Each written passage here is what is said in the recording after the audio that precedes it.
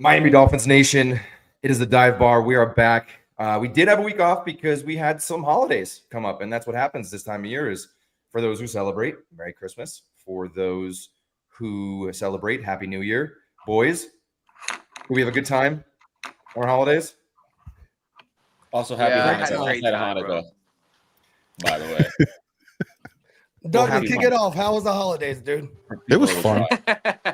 Fun, good time. You know, when you got kids, it's a little nuts. You're up a little bit later putting bikes and stuff together. It was fun. Bikes? Yeah, I got her a bike. What was the gift this year, Dougie? It was the bike. The bike was like, what kind of bike? A pink bike. The only reason I asked is because when I was a kid, I remember you like wanted the dyno or the Huffy Mongoose. Mongoose. Yeah. Every year I got a It Mongoose. was like an $80. Every year, and every year I got it stolen too. Every year. Stand on my pegs. It was just a pink bike. She could put her stuffed animal in the back and all that stuff. It was fun. She loved it. She wore so that day we opened gifts, and then at like 1-2 o'clock we went to my parents' house, and she wore the helmet in the car because it lights up. So she liked the helmet better than the bike. It's crazy what the kids tie on to. It's like sometimes you buy them gifts and they play with the box all day. They're like, they got a fort now. It's like, there's a $200 gift sitting over there. They're like, get out of here if you get shot. We sit on the couch all pissed off that she's not playing with the gift. All right, I guess you didn't want the Barbie Dream House 3000. Yeah. My wife actually messed up pretty bad this year. She thought she was doing a good thing by buying me a Nintendo Switch. Ooh. Oh. And it's backfired. She's not happy. Yeah. She's like, I didn't realize that you could play like games on the TV with this. I thought it was more for traveling. And I'm like, it's the same as me, like, scrolling, right? It's the same, like, I'm just passing time while you're getting ready. She's like, yeah, I just didn't realize you were going to be addicted. And I'm like, I didn't realize there was Fortnite online. Like, this is unbelievable. That's going to disappear real quick. And I'd never played it before in my life, so I'm like having a blast. Yeah.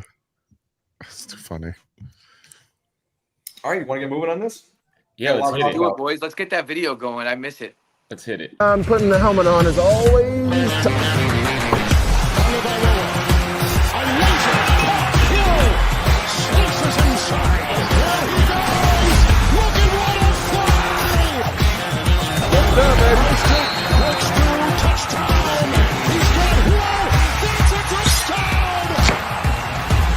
The opportunity is right now. Terrific defensive play. Intercepted. From the Balboa. Off the back. Two on the move. Going deep. Speed race. He's got Hill. He's got Hill. The Dolphins have recaptured the lead. The Tyreek Hill of old. Yeah. Love that guy so much. Tyreek balled Sunday, first of all. He did? With Tyler He's Huntley. playing hard. He did. He did. And then the cinematic recap, he was like pregame, like, we're all we got. We're all we got. I was like, damn, all right.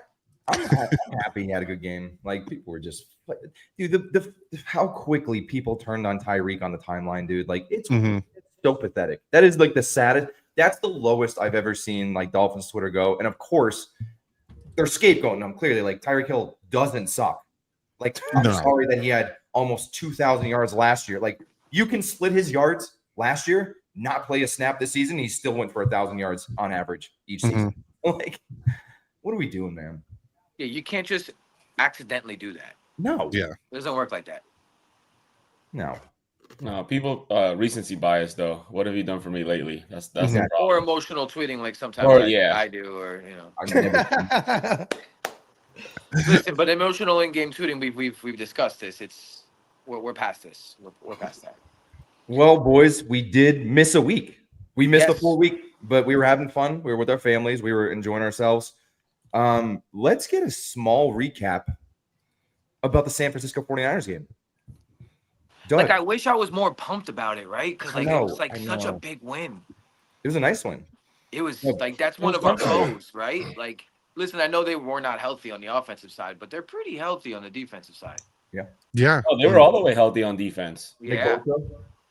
He played. Yeah, they had the team played well, and Tua. I think that's where a lot of people started really getting on Tyreek Hill, because Tua was making some throws. Tua was making some really good throws, especially the one that kind of re-injured his hip. He took a big shot from Bosa, and that's the one where Tyreek like fell right through his hands. A lot of people say it got tipped. He played really well, 22 for 30, 215 and a touchdown. He played really well, and Kader Kohu coming up with the game sealing interception, and it was a great win against a team that they were fighting. It wasn't really until the fourth quarter where we felt comfortable with the game. They were definitely fighting to try to stay into it, but the Dolphins just wanted it a little bit more. And you see the way San Fran's going. You saw Brock Purdy played. What was that, Monday night or last week? It was just Monday night.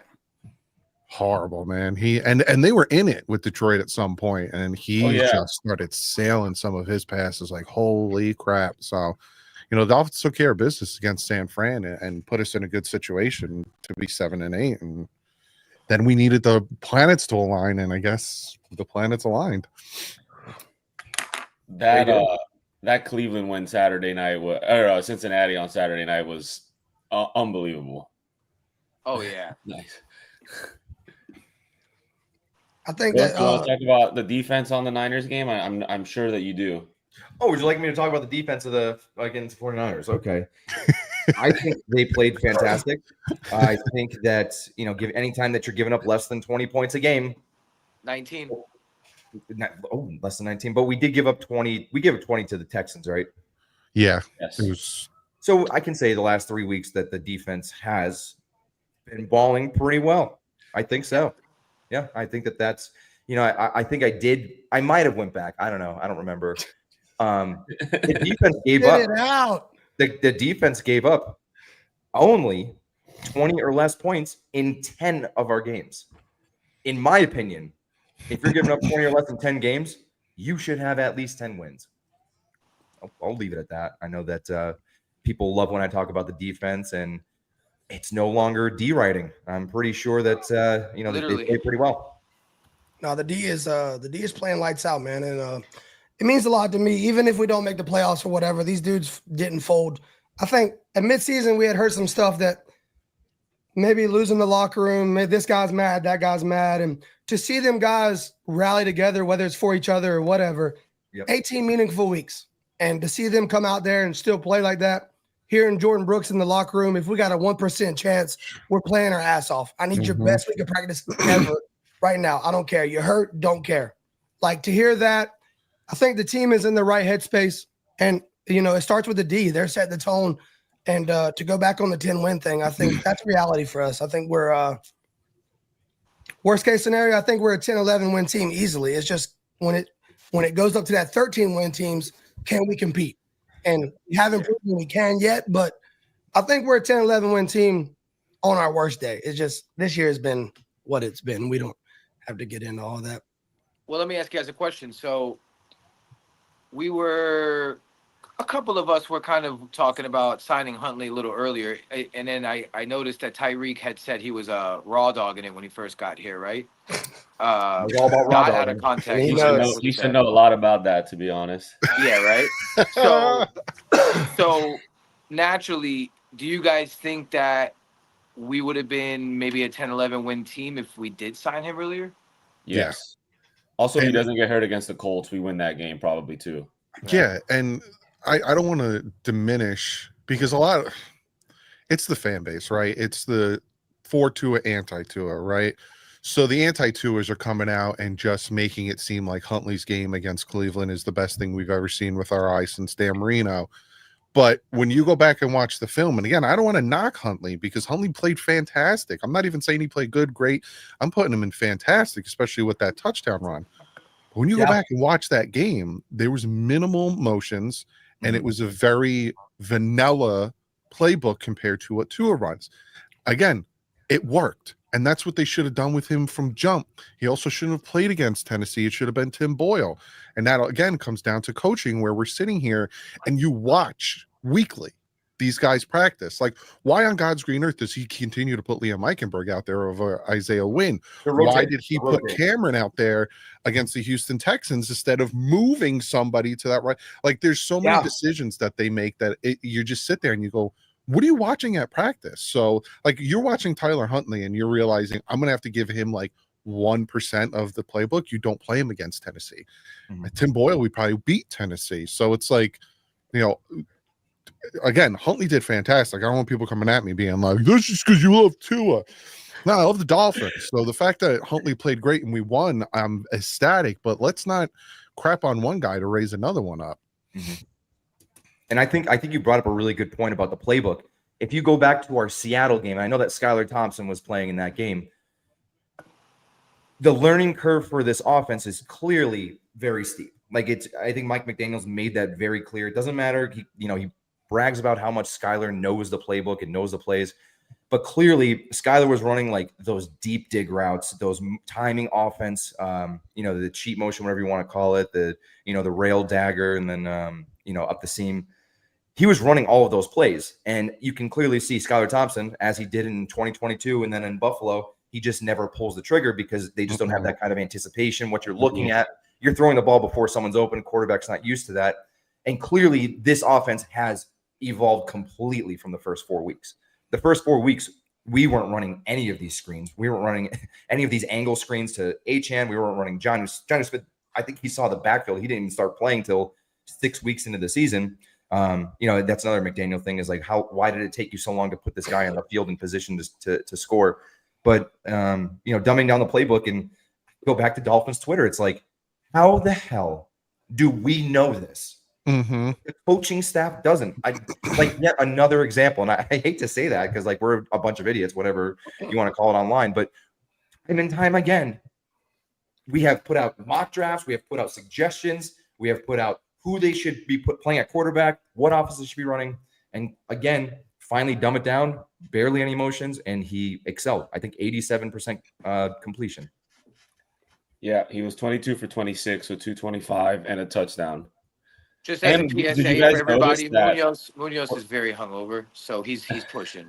And we appreciate him for pushing. It is New Year's Day, so I appreciate both of you guys. I was going to say, did you guys notice also, like, we got to the line with like 18 seconds every time, like on the play clock, like something that we just don't do ever. Yeah. And like, it was just like, it was just nice to see. It's like, why did we wait till week 17 to kind of make these adjustments, It's crazy. It was funny though. I don't know if you guys caught when I listed the things that were going to happen during the game. And number one was an illegal motion or false start on the first drive of the game. And within 5 plays, first false start of the game, illegal procedure. And it's just the way that we call things. But yeah, dude, I don't know why this took so long to get to the line of scrimmage at 20 seconds. That's pretty good. I like that. Dude, Dana makes the craziest videos. All those videos you seen today, Doug, was from Dana. He makes like all those face swabs. Oh, dude, those are crazy. They're so funny. Dude, every show announcement we do, he makes a video for that, like a new theme. It's amazing. This is the current theory on Dolphins Twitter, is that I run the Elite Marino account. So, well, you got me. He doesn't have enough time, guys. He's too busy scrolling from his Ghost ran that account, he wouldn't be on this podcast. It's funny because I do know who runs it. I literally know who runs the account, and it's not me. It's pretty public knowledge. I feel like that's been dropped on the timeline multiple times. Who runs that? But we can definitely confirm that you are VBS. That would be the most elite marketing scheme. Probably, I could probably get a job anywhere. If I like case studied this over the last 5 years of creating 2 different accounts and running them simultaneously, it'd be incredible. Either that, or you have multiple personalities. Either that. I think he does have that. I think we know that too. All right, back to the Browns game, the defensive side of the ball. That was pretty spectacular stuff. Granted, DTR is probably like the worst quarterback in like the NFL, but still. But they did what they had to do. They took care of business. Most importantly. I wish You know they what I got more mean? sacks though. That's the thing that kind of killed me. I wanted Chop to get at least like 2 sacks on that one, get to the 8 sack total, but the linebackers and Dotson and Brooks were just going off. And why did it take so long? Again, they watched these guys at practice, and Dotson did have flashes when he did play. I think he got an interception when he was just rotating in. I think against Buffalo. How does he? I forget what game it was. It was right. It was the date. It was the week we signed him. I think the Patriots game. Patriots. That's what it was. Why did it take so long to? I know Anthony Walker got hurt, but clearly Dotson. We've been very accustomed to watching missed tackles on this team, especially at the linebacker level. Anthony Walker had a not great performance the last 2 or 3 weeks, and Dotson, it seemed like he was sticking every single tackle, no yards after contact. I don't know if he missed the tackle all game, had that interception. Why do you think it takes so long for these things to develop? Well, if you remember, he had that one-handed interception when he filled in that game. The next game he did start, he was awful. He was terrible. He was also really bad against the Packers. Dude, I missed Anthony Walker. I never thought I'd say that. I think everybody was bad tackling against the Packers, though. Yeah, that's true, too, though. That's true, too. The Packers game was a bad example, but he played terrible. And Anthony Walker's been here since the offseason, so he got put back in. But this weekend, I mean, he was flying around. I mean, he was doing every bit as good as Jordan Brooks, and Jordan Brooks sets the tone every week for the defense, I feel like. Anthony Walker's just too slow for what we need. Like, he's a thumper. That's why when we signed him, I'm like, oh, he'll be that, like, first, second down rotational guy. He's just not like, when we were playing the Cardinals, he was just getting burnt left and right. And I'm like, they need to take Walker off the tight end. Like, it killed us. So him and David Long that game were just getting absolutely abused. It was crazy. And Jordan Poyer too. Don't forget, those three kind of cooked that game. Jordan Poyer's a shoe in.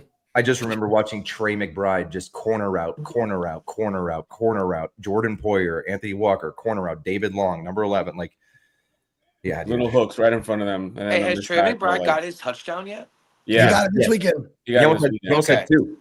He almost had 2. Thank God, that guy deserved it. Dude, 100 catches, no touchdowns. That's insane. Between him and Brock Bowers, man, holy cow! Yeah. But we knew Brock Bowers though. We knew that. Yeah, but he's a literal machine, bro. Like he's the most boring tight end I've ever watched, and he's just a machine. Yeah, he's nasty. Trey McBride is nice, but yeah, back to the Browns game. Dougie, what did you see that we can take from that game? Because clearly it looks like Tyler Huntley is starting against the Jets. All so coach said today, basically. He they just said he was going to take reps, but you're going to take reps away from Skyler now, and God forbid something happens to Huntley. So another weird coaching decision that you're going to give a guy who's not going to play reps. What could we take into the Jets? Like they're in disarray too. Yeah. But what can we take from that Cleveland game and kind of squeak out this win, and hopefully it's enough and the Broncos lose? I think the biggest thing you can go into this Jets game is the Jets they're mentally checked out. Like there's a difference between the Geno Smith Jets that put up perfect passer rating against us for Rex Ryan because they knew he was going to be done that year. Whereas this Jets, they're just like talking about being traded. Aaron Rodgers is saying, I don't know if I'm coming back. Like they're all talking like it's done. So I wouldn't be surprised if Tyrod Taylor starts for them. I don't want it to because he always has our number. But when it comes to our team, I think it's just more of who's going to fight for it. And when I was looking at the film, I really liked the way Tyler Huntley was throwing guys open and not necessarily waiting because he's starting to get the offense more. Like he is starting to get the offense. There was a post route, our bread and butter, you run that post and then you hit the receiver before he breaks in that nice little pocket there between the defenders. He hit Craycraft with a great throw. The one thing that I need him to stop doing, but again, it's a hard thing for mobile quarterbacks to stop doing, is running before they need to. Because there was a few times where if he would have just stayed there for 2 more seconds, he would have had a guy open, but he takes off. And that's what you're going to get with him and Lamar and all these guys where their first instinct is, I'm already at my 2-second mark, I'm gone. Like I'm running versus just stepping up, moving to your left, moving to your right, because there was one play, I think it was a 3rd down, where if he would have waited a second, we had Achane coming on a slant, and Armstead actually threw his guy to the ground, but he felt it as pressure, and he took off running and ended up throwing the ball away. If he would have just took a step to his right, he would have had Achane and possibly got the first down. So, but it's everyone talks about, oh, Tua is not mobile. We got to get a mobile quarterback. That's the NFL nowadays. Mobile. I prefer pocket passers because, you know, they will try to make time in the pocket to allow routes to get open versus I'm just going to take off and get it on my own. And you never know. And then with our luck, we're going to have a bunch of injured quarterbacks. So, you know, that's my only knock on Huntley. And I hate it. Doesn't affect his throws, but I hate his throwing motion. It's like almost as bad as Tim Tebow. It's very long. It's very long. Very backyard legs and very backyard football. I know what play exactly you're talking about was that deep post to Tyreek. Dude, he was wound up in the pocket for like 3 seconds. That took a huge like crow hop and just chucked it. I'm like, this ball intercepted, but then far apart. I'm like, you're gonna fall. That back foot slips, you're going down, man. Dude, that was. I will say, with more game reps, he will calm down in the pocket. Yeah. Hey, this is a good point though. Myles Garrett was fucking wrecking shit. Oh my god. Yeah. That dude was still playing hard. Welcome the NFL moment. Right. And let's not get it twisted, by the way. Our line is decimated for this game, and Jets would love to send us home. So we better. I think Rodgers is going to play. I got real PTSD. That this could be his last game. Like, he's not sure or whatever, so he's probably going to play. He's going. Even though, like, whatever. Yeah, he's playing. Stinks. And he's force feeding Vontae Adams, and that's why my Garrett Wilson wants the hell out of there. I think it's so funny that every time Aaron Rodgers pops up on my timeline and I say he's going to the Vikings, people take me seriously. They got JJ. Why would he go to the Vikings? I'm like, come on, guys. It's not that hard to get the joke, man. Yeah. Well, the thing is, a lot of fans on Twitter, they might not even have been like watching football to get that reference. You know what I mean? True. Like they just haven't gotten that reference. So we'll, you know. Hey, speaking of the Vikings, though, anybody interested in trading for JJ this offseason? I would.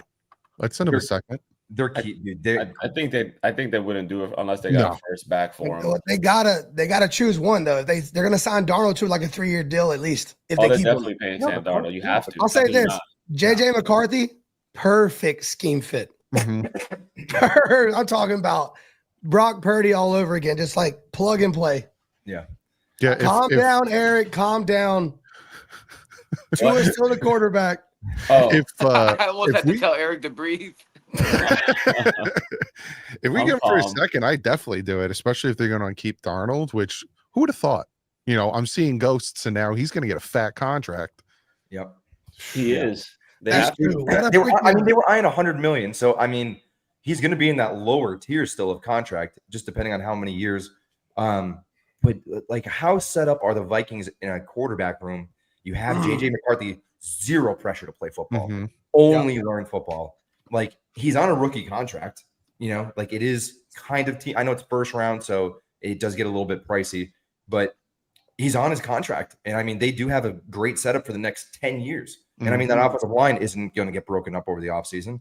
You could make fucking pancakes back there, you know, every single time he drops back. You know, it's, you know, Darnold believers are coming out of the woodwork, and they were around. There were people who believed in Darnold, and he's always had good arm talent. Always. It was just shitty situations. Again, dysfunctional Jets. Yep. Let me ask you guys a fucked up question. Oh Lord. Here we go. It's halftime. Broncos are blowing out the Chiefs. We're tied. What do you guys want? To win. At that point, just finish it out, man. Yeah, Jason Sanders field goal. Dude, we're like at pick 15. Even if we win, it's like the worst we'll get to like 16 or 17 in that range. It doesn't. I don't lose. Like what? You go to like at best case maybe like 13. The only way is if somebody said to me, "Look, it's guaranteed that if you lose this game, Chris Grier's fired." Then I'm like, "Lose the game." Oh, okay. That's a good I mean, there might be a way. I mean, I think he's gone either way, honestly. But take a knee, lose the game. Hey, Dougley, you did a video on it already, Dougley. I watched it earlier. But the murmurs are starting. I don't know how real they are, but hey, any report, we haven't had any sniff of a report of Chris Grier ever being unsafe here. Yeah. Murmurs are starting in league circles that Chris Grier might be out of here.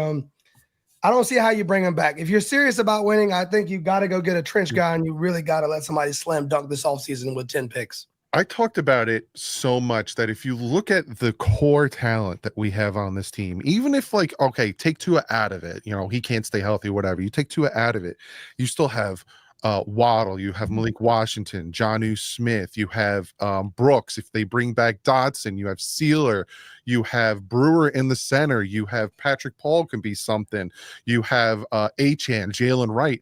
You have a core group of talent. You just got to bring in the right GM to build around it. And obviously, Chris Grier is not that guy because he's been here for 6 years, 9 fully, but 6 in charge. And, someone said to me in a comment on one of my videos, because now people are mad at me that I want Chris Grier gone. You got to give him 1 more year. He's going to learn from his mistakes. If he didn't learn from the past 5, what do you think he's going to learn from the 6th one? Like, I can't believe there's people out there that believe that. That's wild. Oh, my God. What about 25 years? He's seen 25 years of dysfunction and picking the wrong guy. Like he's been in the organization through Ireland, like through all of these GMs that made all of these egregious errors, trading up for Deion Jordan, trading up for Liam Eichenberg. He does the same thing. Like it's almost like he's mirroring what he saw in the organization. Like, oh, this is what you're supposed to do as GM. And I don't know, man. Like I truly do feel like it's a full run it back year, no matter what happens on Sunday. And I tweeted that since we started losing games when Tua went out. It was like, I think that this is the excuse. They'll give it 1 more year, but hope to God, like it's a full year and they just don't Jets the situation where halfway through the season we go 2-5 and they just start firing people, because that's a fucking mess, dude. See, like I'm in like a rock and a hard place with this, because I do as well. I'm on board with getting rid of Chris Grier, but I don't want to set us back to where we have a GM coming in who maybe doesn't want Mike McDaniel, then we got to change everything, and then it's like too much turnover. Then we're really going back to like rebuilding a culture again, and it's just, I don't know, it just seems messy, and I think that's the only reason why we run it back, is because you can't fire a GM and keep a head coach. I don't think it's never worked, right? You shouldn't, but it's what the Dolphins typically do. I know, and I mean, like if Grier's half gone, measures. Because don't get me wrong, I'm a little fed up with the Mike McDaniel experience myself. I said a little bit on Sunday, but I don't think he should be gone yet. I mean, we're definitely pot committed with him, in my opinion. Well, if you look at the team, right, he's still doing the same rookie mistakes he's been doing for the past 2 years. Fucking bothers me. First drive, illegal procedure. Dude, exactly. Those 2 challenges on Sunday back to back. Oh my God, they're like 4 plays apart. What are you doing? He won one, right? No, he lost them both. Dude, I had people on the timeline so mad that they were like, "Those were this season, he won 1. 4 altogether. 4, okay. Or it's like, I was like, what do you mean those are great challenges? I think it's like he's like 4 for 18 or something like that. Yeah, it's bad. It's bad no matter what. But also, who's telling? Because that comes from who's telling them down. That person should be fired. Jesus Christ, Mike. Like what? And what are we doing with Crossman, boys? Like, what are we doing with him? I don't know how that guy still has a job. Special teams hasn't been doing bad though. But I was talking to Joe earlier. Ever since the Green Bay muff punt, special teams, you ain't said a word. They've been locked in. Like, you couldn't create a problem if you wanted to with special teams. I felt so bad about that too, because Malik wanted to do something, but with the win that was in Green Bay, he should have just let that sucker fall wherever it was going. Don't try to catch it. That guy's what do we call those? Rookie mistakes. That play was, I can't be mad at him, because whenever Malik gets the ball in his hands, he gets 15 yards. So he gets the game ball for last game, dude. That ball was in the air, and you see him look. I saw him like you can see his helmet come down, look down to like see, and then look back up. As soon as you look down, I was like, oh no. I was like, this is not going to go well. Track it, and he was looking, and then he was trying to. I was like, no, just let it go. But like, Doug, like somebody said in the comments, like all those players that Grier has brought in and like got in, like he can just go to Ross and be like, look, it's not perfect. His track record. But is that more Mike McDaniel? But he's got a lot of hits. Like Malik this year, Chop looking like a hit. Achane's a certain hit. Like, but he wasn't that good before McDaniel. Mooney, like he wasn't. Like, is it the head coach bringing guys in and being able to seek talent, or is it Grier? I don't know. I wish we had because he's a player's coach, right? I mean, a player's GM. So, good question. Here's my problem with Grier. It's a chicken or the egg situation. Because I've been gassing up like Jordan Brooks and certain people, and they're like, "Oh, so you don't want to fire Grier anymore? You see it too?" And I'm like, "Whoa! First of all, the problem with Grier ain't what he brings in; it's what he don't bring in. We just re-upped on certain positions we were already strong at. He completely ignored the O-line and looked at all of us and said, shut the hell up. I'm not worried about it. You're worried more than I am. And when I turned on him, I couldn't believe people were like, wow, you don't know nothing. How could you? This is not Grier. Y'all are wrong about this. And I was like, dude, I hang on longer than most people with stuff. And you know what's the funniest too is the people because they say the same thing to me. It's not Grier's fault. It's McDaniel's fault. Who hired McDaniel? Who hired Brian Flores? Who brought these guys in? I did a whole research on this after the Texans game.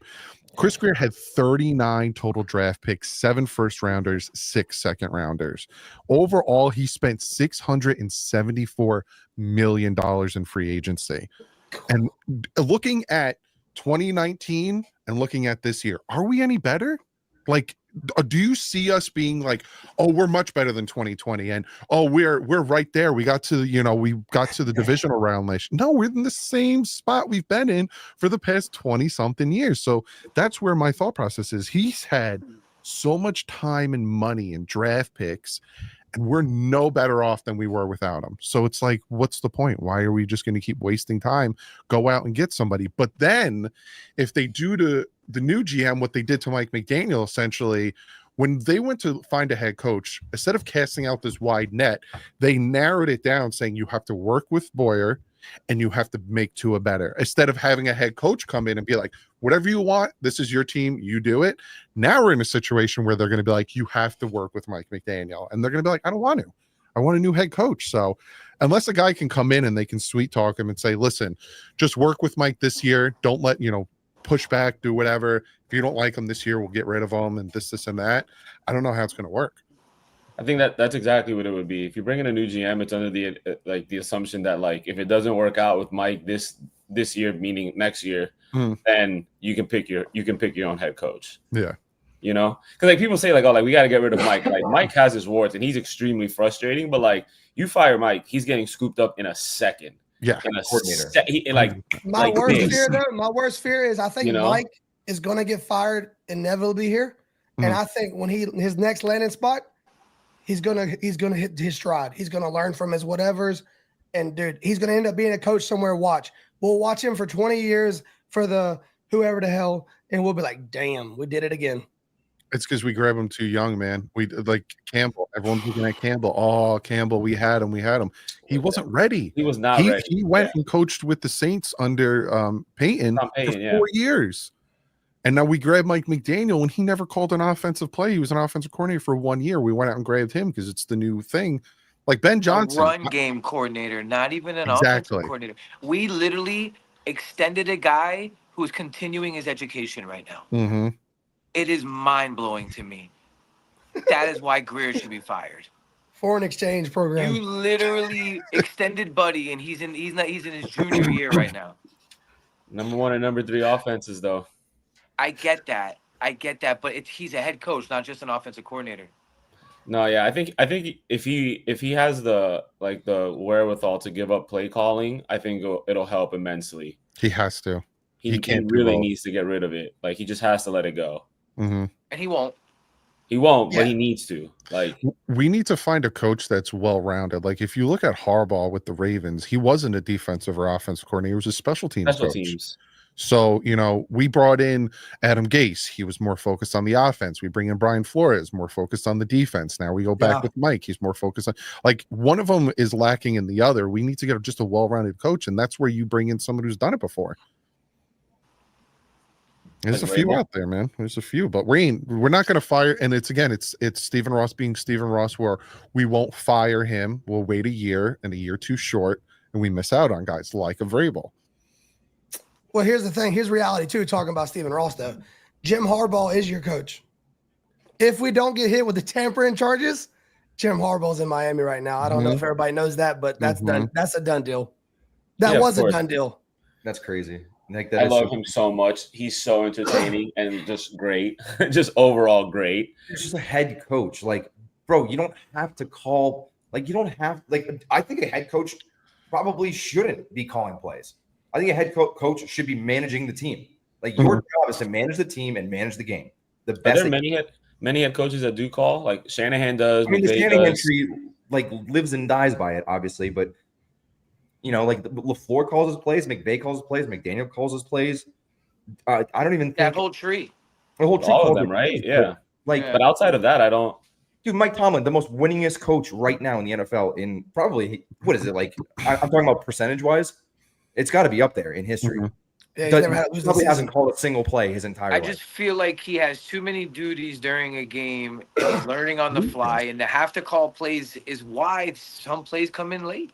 You lose things. Like, he's looking at the clock. He's like, should I take a timeout? And then there's 25 seconds left. He's like, oh, shit, I got to call a play. Oh, shit, should I challenge this? Like, it seems like he might have like a control issue here because Frank doesn't do it. I don't know what Frank does for the team.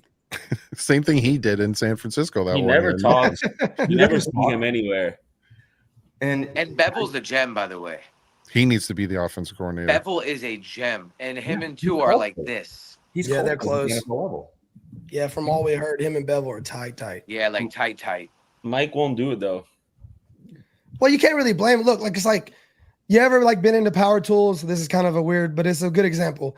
You got DeWalt. You've had DeWalt for 10 years. You got 20 DeWalt batteries, and you know you need to switch to Milwaukee, but you're 20 batteries in. That's like you can't. This is the best analogy you got for us here, Bob. This is a great analogy if you ever work with power tools. Anybody who knows I power buy tools, something, if it's I only DeWalt, work I'm like, with battery. DeWalt, so I get it. Exactly. Anybody who knows power tools knows exactly what this means. This is a great analogy. You can't switch brands just because you're too deep into batteries. And McDaniel is just too deep into offensive play caller. Yeah. So it's a pride thing, man. It's not like that's exactly what he it said. is. If somebody here could call Pride plays and better ego. than me, I would have already gave it up. That tells And you all right now, you need his to know. offense is like Ryobi. Seriously. And It was ball. Now it's real big. That's a good thing to think about too, is even if you're outsourcing, like, all right, you're the timeout guy, you're the challenge guy, you're the, like, do we have too many men on the field guy? They're still radioing to Mike McDaniel, probably saying like, hey, I think we should call a timeout. There's time clock, the play clock's running down. He's like, what do you mean? What's going on? And then like that gets caught up in the play calling. I feel like he is just doing too much right now. And the reason why I say that, it's not because it's without evidence. Like, these issues have happened for 3 years straight. Yeah, like, the same thing. Like I said, first drive. That's your scripted drive. You should have 10 plays memorized as an offense, as a professional. You should have 10 plays memorized. I know where I'm lining up. That's it. They should be on the ball at 30 seconds, in my opinion. Honestly. Like, really, they should be. Like, there should be zero reason for any type of procedure penalty on an opening drive, and we consistently either burn a timeout, get a procedure penalty. That's my favorite. It's my favorite thing that happens in the Miami Dolphins because it's just so predictable, and it's just like, of course that happens. Bevel's in the booth, right? I think No, Bevel's Bevel's on the field. Frank is in the booth. Frank's in the booth. Oh no, Bevel's down because he gets with two on the side. Dude, something that aggravated me that I called on, I was Jaden Daniels as my quarterback in one of my fantasy leagues, so I was watching Sunday night hardcore. Dude, he threw a pass before the shot. They were showing the shot of the receiver getting off the ground. They came back to Jaden Daniels. He was like this. He's already getting a play. Mm-hmm. He's getting it. He was like this. They hadn't even started the play clock yet. He was getting the play call. I was like, dude, levels. And who is that? Listen, Kingsbury? McDaniel's gonna get it, but we're gonna have to wait another couple years. That's the shitty part.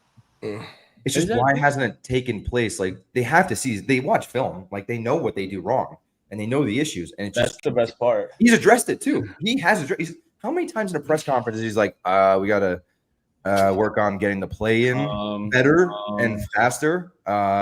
Something, there's a lot of environmental factors. So like, we hear that. We hear that. I every like when he would talk, and conference. now I'm like, shut up. Oh, I can't watch him. I used to watch every one. I can't do it anymore. No, I can't do it. I can't do it. It kills me. I used to make a living off of posting his viral press conference moments, and it's like, It's cute when you're winning, Bobby. It's cute when you're Right? winning. It's cute when you're winning. And Like then that when you're not, really game fucked up last when you're year not. when someone was like, "You look cold," and he was like, "It looks like we're winning." I was like, yeah, That's that was dumb. I think that was a MetLife. "Yeah, I think it should be cold this weekend, no? Like in the 30s. yeah." 33. Because it is right now. It is 41, It's gonna but be it's going to 33 go something. down to 30s. It's brisk. That's brisk. 30, not too cold. It's going to be 4 p.m. game though. Sun's going down. 35. Dude, we got Tyler Huntley. What are y'all worried about? Yeah, what's Tyler Huntley's record in the cold? How's he do? He's I a- mean, he's he a was Raven. in Baltimore He for how 1-0? many years? He won game, dude. He won. Yeah. He won. In He's only Baltimore. played in the NFC North, so that's all he knows. Yeah. Hey, he done this before. He closed out for the Ravens when Lamar was holding out for a contract with that knee thing. He finished the season, got a playoff game. I mean, he's been on this road. He's been on this road. The team was probably a little better he was playing for, but I was saying if the Dolphins get into playoffs and beat Buffalo, I said I was going to give myself a crew cut because I don't see it happening. It would be pretty cool. It would be hysterical. That would be a small price to pay for that. I mean, not even just the Tua stuff, but the offensive line is so decimated. Oh my god! Like Kendall Lamb is now on IR. Like, where does that hurt? That hurt. What, Patrick Paul's going to play right tackle?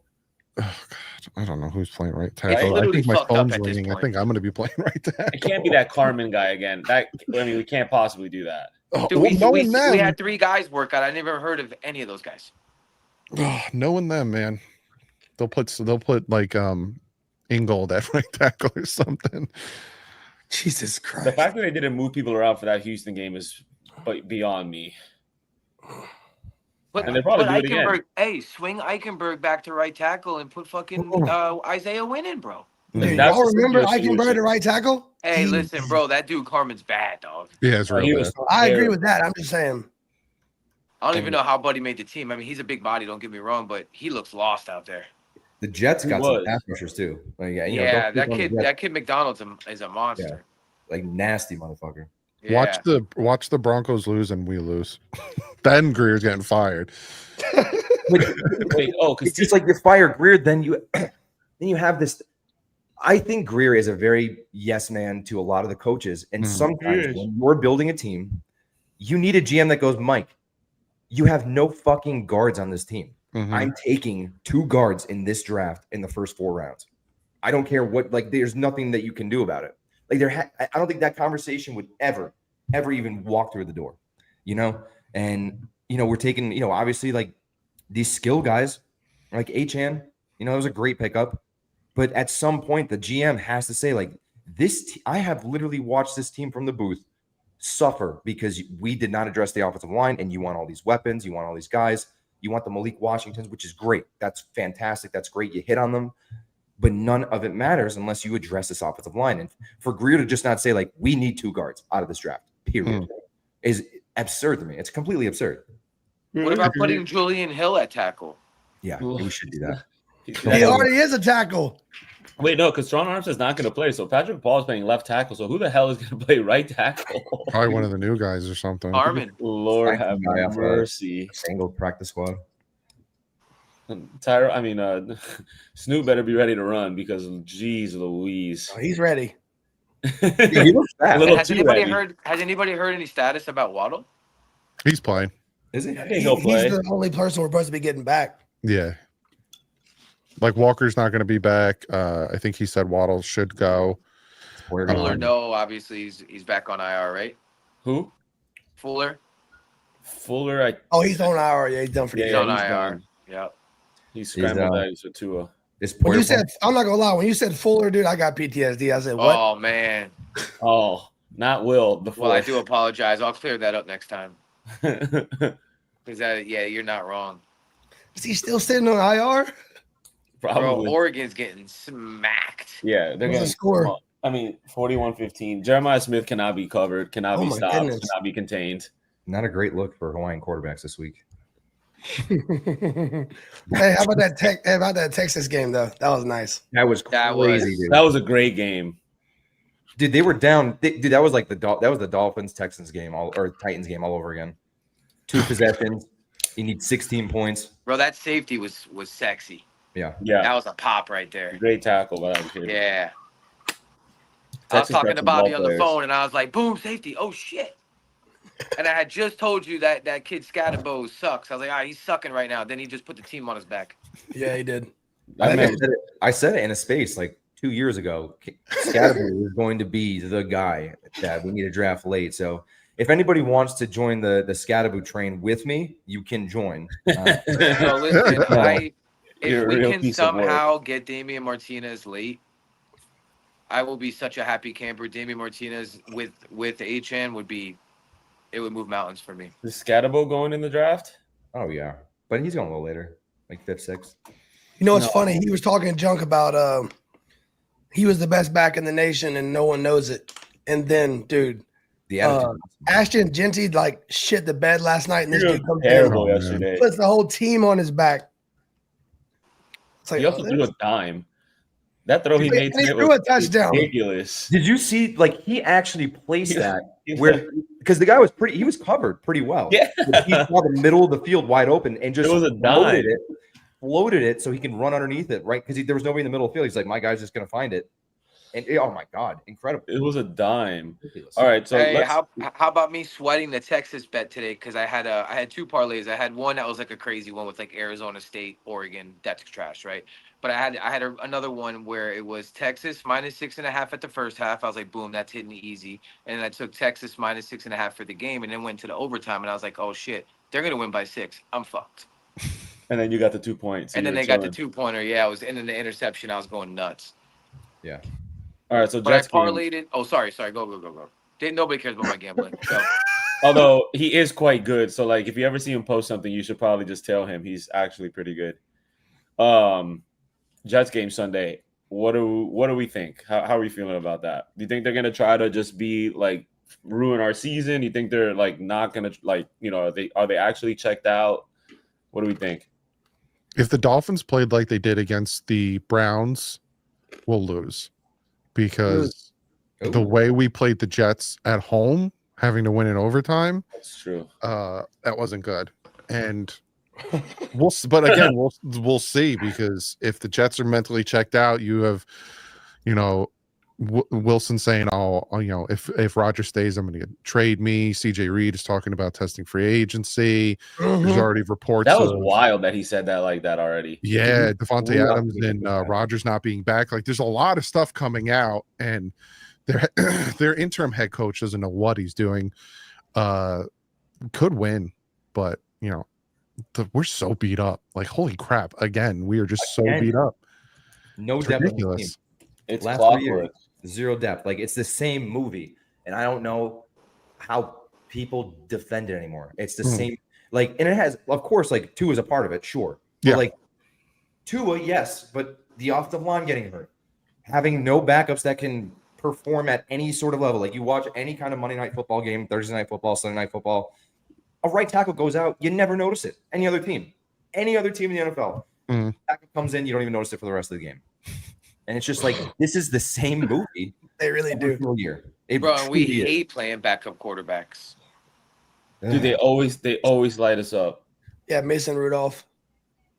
Oh, Brock Purdy. Hey, how about Sauce Gardner on Instagram? Somebody said, hey, tell T. Higgins to come to the Jets. He said, I will not. I will not be doing that. he backtracked, and I'll give him credit, but come on. That's actually really funny. Joking aside, he seems like a cool kid. Oh, Sauce is cool. Yeah. I mean, if he played for the Dolphins, he'd be the man, but he's not. He's a Jet. So he discovered golf and fell off the face of the planet, dude. That's what happened. It was a rough year for the guy. It's an addiction. Yeah. Ran into our good friend Cam Wolf at the golf course yesterday, actually. How was that? So I guess Jets game, we're all kind of nervous. That's basically where we're at right now. 1 point line. Like, we're going into the game with a backup quarterback. We have zero positive history in the last 3 years with backup quarterbacks. It's like, what the hell, man? Why not? And it's a cold weather environment, night game.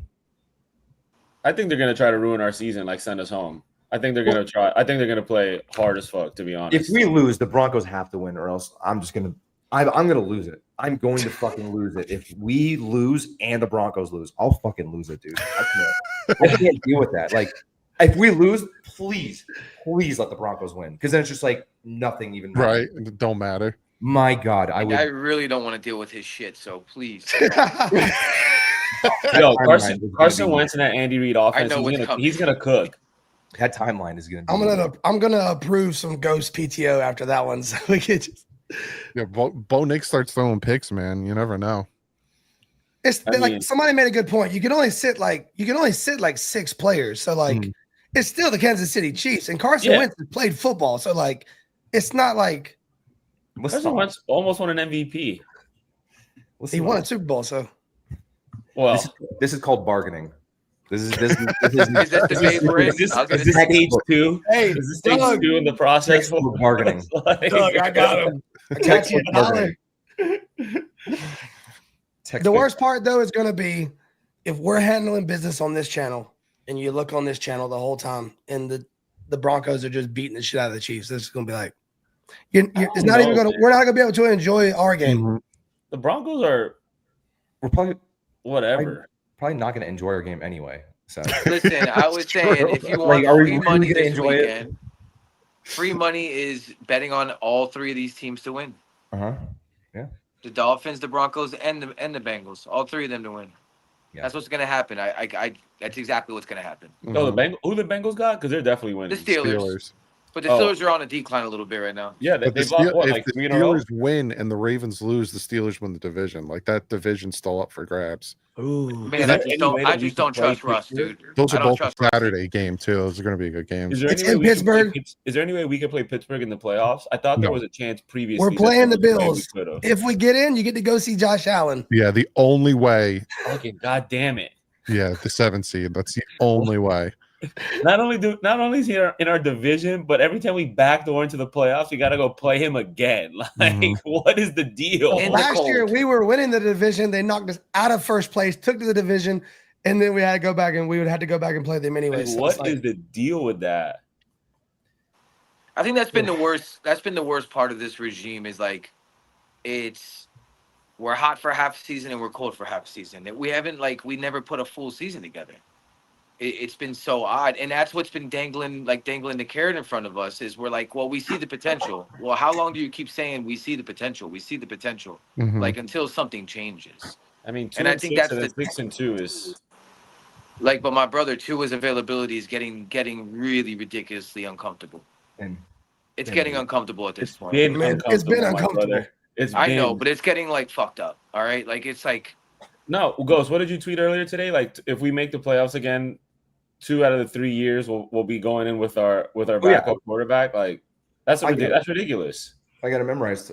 In the McDaniel era, he's got in a playoff clinching or elimination game scenario. We've had 3 of them: Jets at home in 2022, Cowboys at home in 2023, and this year away at Jets 2024 or 2025 now, I should say. But the 24 season, 2 out of 3 are started by backup quarterbacks. So that 2-1 against the Cowboys, though, handle business. Jeff Wilson, baby. Jason Sanders, baby.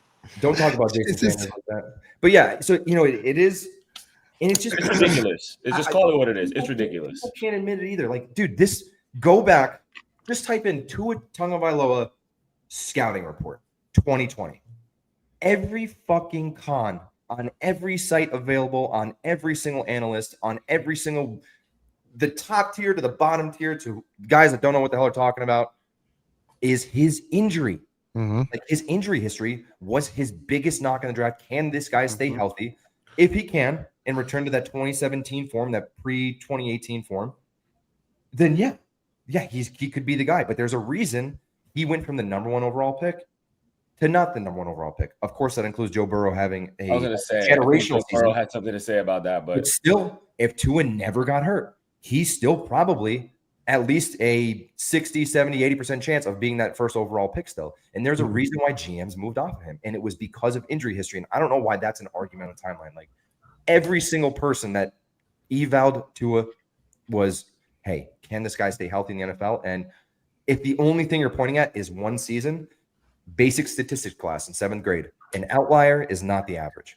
It's true. But here's my PTSD though. My PTSD is the Drew Brees situation. So it's like, now what's gonna happen? We're gonna move on from Tua, and then Tua's gonna be elite with somebody else, and I won't be able to sleep at night. That's not comparable because Drew Brees had an injury. This is Tua's 11th injury in 6 years that forced him to miss games. He's only played 1 full season since high school. Like, that's what I'm saying. It's since 2018. It was fat Tua. He should just go back to being fat again, to be fair. I miss fat Tua. He's fat Tua. He never got hurt. He was a tank. Yeah. He should just do that. He does. If he runs anyway, he's like, I got to be more mobile. If you fucking run anyway, you take a normal football tackle, and now you're out for 2 games because you fucked up your hip again. He has to accept that he should not be skinny. I think he made a living, in high school and in college. Like, if you watch in high school, he was like a dual threat. Yeah, he was the number 1 dual threat or top 5 dual threat quarterback. And if you watch his running motion in high school but pre-2018, dude, he looks like a completely different athlete. and it changes you. These kinds of injuries change you, and like his running form, like how high he gets his knees, like he looks like a different player when he runs the football. It's just clumsy now. Mm-hmm. I said that when I was doing my draft prospects in 2020.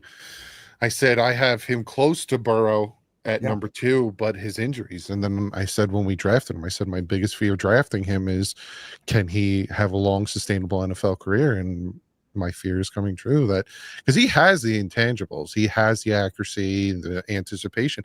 It's just we need him on the field, and obviously he's not on the field. So now it's at a point, and that's why I was so against giving him a contract extension. I was like, let him play the 5th. And everyone kept saying to me, you're gonna have to pay him $10 million more. If he earned $10 million more, good. Like if he came out this year, didn't get hurt because it was a contract year, and we won a playoff game, I have no qualms against giving him $10 million more if he earned it. But this was my biggest fear, because there's 2 things to his career that I needed him to answer before I can, don him a franchise quarterback. He needs to stay healthy, and he needs to get over that hump, and he's still not done either. So it's like I wasn't for paying him, and if we didn't pay him, we would be able to move on from him. But hindsight would be different right now. We're stuck with him until at least 2026, because if they try to, I had people telling me, speaking of Elite Marino, I had people telling me, cut him anyway. I don't give a crap. Cut him anyway. That's a $44 million dead cap hit. We go from having $4 million in cap space to -40 just by saying, I don't want him anymore. Just cut him. That's not how are you going to build a team around that? So he's on the team until 2026. Bradley Chubb has a $34 million cap saving post June 1st. I think it got changed. I went and checked it, and his cap hit went down. I don't know if because of the injury or what. Well, they restructured him too this offseason. Because last I checked, when I looked at his cap hit, you do a post June 1st, you'd save a buttload of money. And then I just checked it again, and he's only getting like $15 million next year. And I was like, did something change? No idea. I know it was. He's getting 15.8 next year, and if we cut him, it's -$20 million. Post June 1st, it's only $700,000. So I don't know if there was an injury clause or something. That changed significantly, because that was what Dougley just told you guys in the chat nicely is, we're running it back, boys. Basically, what he said is, get to love Chris Grier, McDaniel, Tua, and Bradley Chubb. Hey, I'm all for it to me like I'm 5, Bobby. Bradley Chubb, Jalen Phillips on the outside, and Ghost. Where's Chubb Robinson going to be lined up? Over center, baby. Let's go. Over center. Yeah, our cap hit next year went from $4 million in cap space to 10. So I don't know if something triggered in Bradley Chubb's contract or not. Definitely happened. Somebody's playing with the books. Yeah. Whatever. Brandon Shore might have actually got one wrong. Because he ain't going anywhere if that's still how his contract goes. But I'll look more into that. They've been talking about having him back next year. Look, if his cap hits lower, it's weird. I'm all for having these guys around. It's just a matter of him, Phillips, and Chop. Oh my God, it'll be dangerous. And Siller's still going to be Siller. Mm-hmm. So we'll get a D tackle. Tucci, do you have any would you rather's for us this week? Yeah, I do. I got some good ones. Hold on, real quick, Douglas. You got some time, or you need to hop off? We got like 10 minutes. Oh, okay. Perfect. That's all we need. All right. This is our funnest time. First, would you rather? Here we go. Would you rather go to prison for a year or walk around naked for a year? Well, I think if you do the latter, you're going to prison. So, well, legally, I'd rather walk around naked than go to prison. No doubt. You ever been to jail? Listen, go to prison, work on yourself for a year. Well, there's a difference between jail and prison. Good diet. Dude, could y'all imagine the tweets Ghost would have when he got out in 12 months? I got it all figured out. It goes back to 07, the day they signed this intern named Christopher Grier. 07, they signed an intern. He's reading the books. He's like, oh, no. Hold on. I got to pull up the other one because there's a couple of really, really good ones. Give me a second. That's so funny. He was telling me some of them earlier. I was like, Jesus Christ. All right. Oh, this is a good one. All right. Oh God, my back. All right. Would you rather eat with a bib on when you're eating out, or would you rather drink out of a sippy cup at a dive bar? Oh, I'm good with either. I got kids. Sippy cup. The This sippy ain't cup. that crazy. No Exactly. bills. I'm like, And it's a good talking point. my daughter's always like, "Hey, you want keeps you some?" I'm like, clean. "Sure, whatever."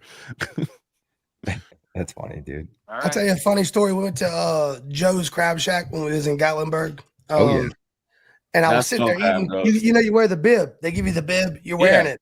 So I'm sitting there chilling, eating crabs for like 30, 45 minutes. The kids are playing. They got a playground there. Thank God. Shout out Joe Crab Shack. My kid comes inside and he's running. I can see him on the other side running through the whole crowd. And I'm like, oh no. And I try to flag him down. He don't listen. I'm dirty as hell. So I get up to go chase him and I'm acting all hard, you know? And then I realize I'm a grown-ass man, full-size grown-ass man with a beard, with a bib on, chasing my kid through this restaurant. I'm like, dude, there's nothing tough about this. I ripped that thing off so fast. Oh my god. Dustbin goes, I'm drinking out of a sippy cup watching the dive bar. Done and done. I'm taking the sippy cup. Yeah, fuck a bib. All right, last one. Would you rather have your car horn play the YMCA every time you hit it? Yes. The answer is always yes to that. Or would you rather have, like, let's say we all have kids. This one's more for Douglie and Bob. Or have your kid's favorite cartoon character painted on the side of your car.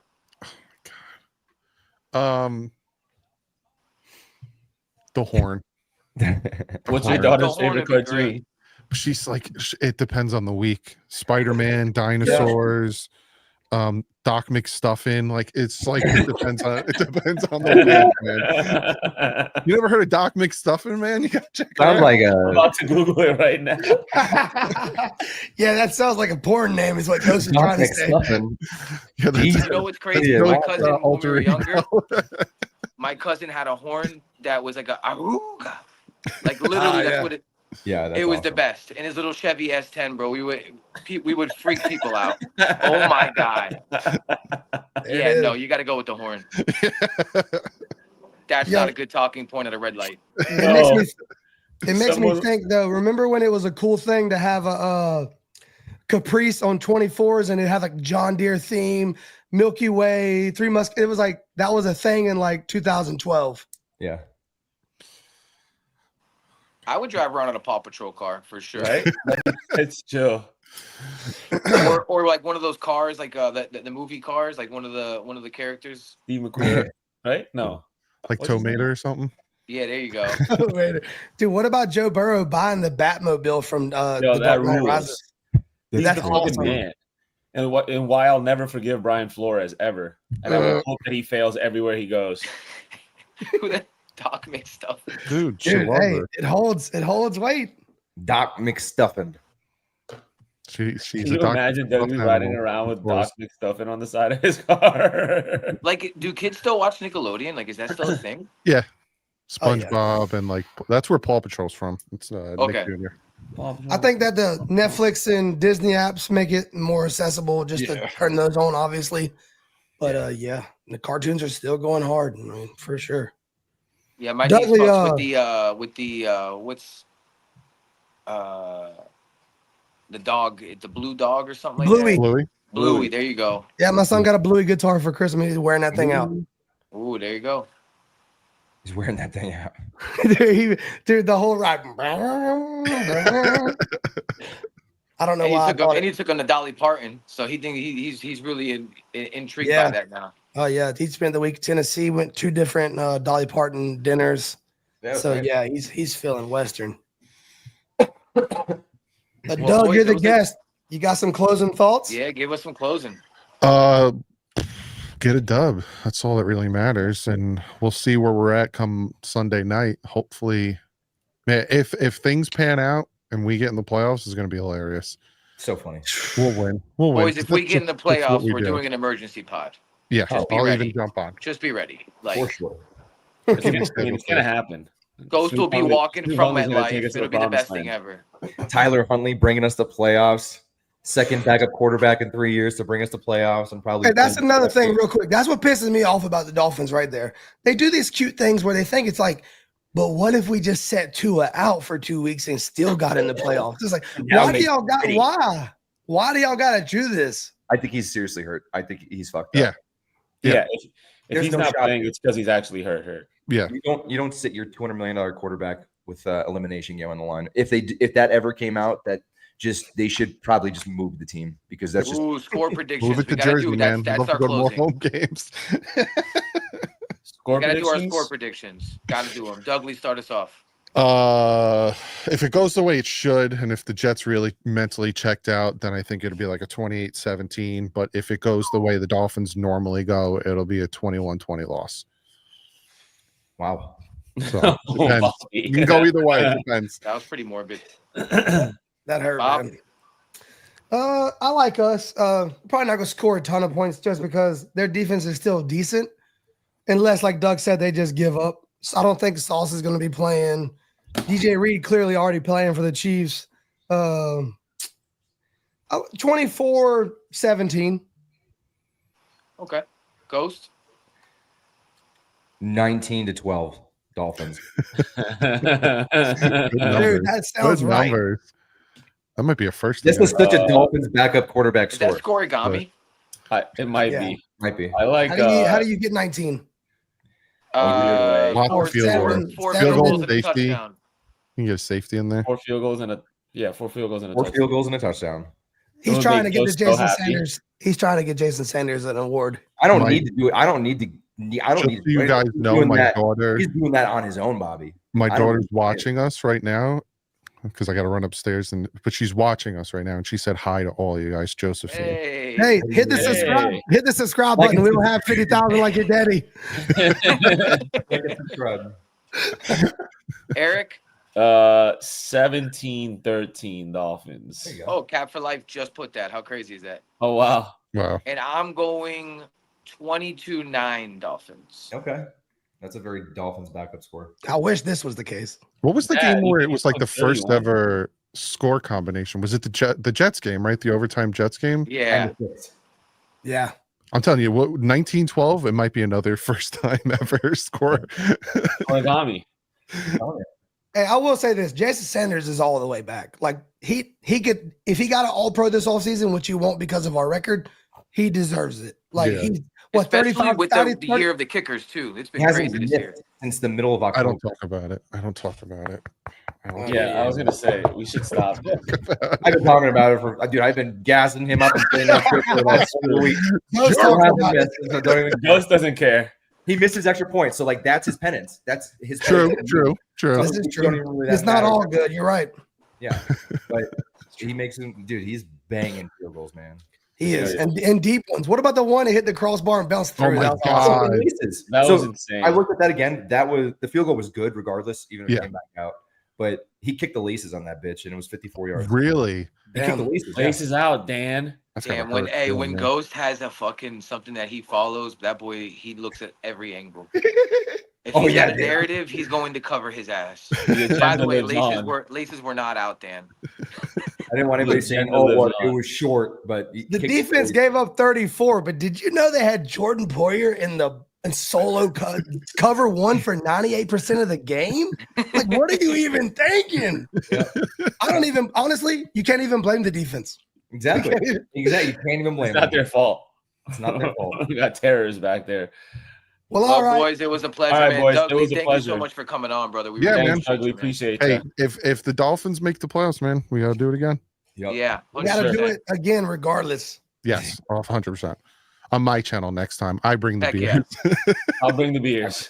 What movie is that from? I'll bring the beers. Mr. Deeds. Mr. Deeds.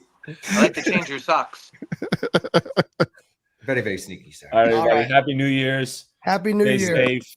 And until next time, fins up. Everybody. Go Dolphins.